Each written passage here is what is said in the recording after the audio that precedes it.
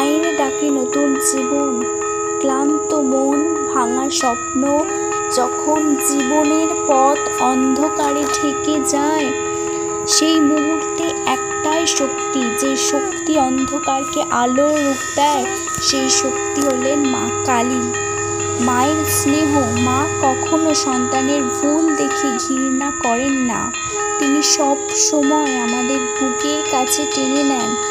যত দুঃখ হোক না কেন, মায়ের নাম উচ্চারণ করলে মনের শান্তির হাওয়া বইতে থাকে।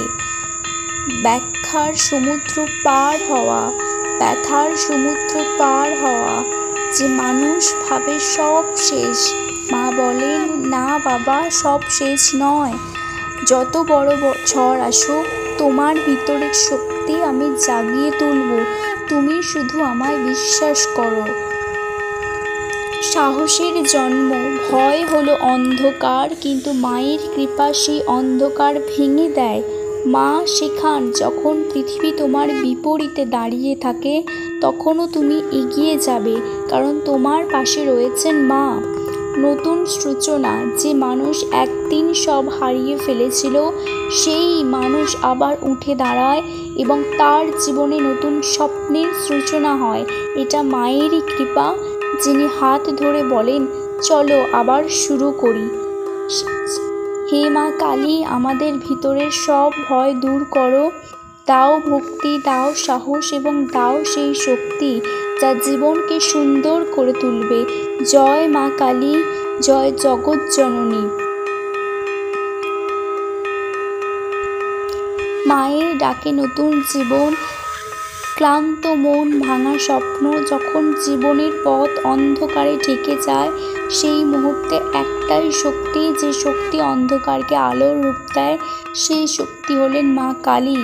মায়ের স্নেহ। মা কখনো সন্তানের ভুল দেখে ঘৃণা করেন না।